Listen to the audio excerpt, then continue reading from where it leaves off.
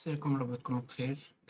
دي واجهة البرنامج اللي احنا عرفنا إن هي أول ما بنعمل سيت اب البرنامج بتظهر. طب دلوقتي محتاج أعمل فايل زي أكريت أول برنامج ليا. تمام، فأنا في الأول خالص محتاج أروح للجهاز بتاعي.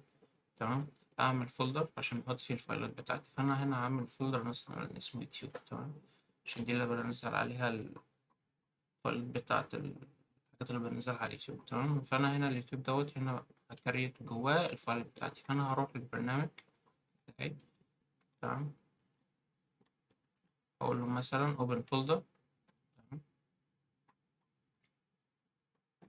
وأروح على اليوتيوب وأدوس select folder. تمام، هو على طول هنا بيفتح لي الفولدر بتاعي ده، وأنا جوه الفولدر أقدر أكريت new file أو new folder. فأنا دلوقتي محتاج أكريت new file. تمام، new file بصيغة ال HTML عشان احنا دلوقتي هنبدأ ندرس HTML قدام.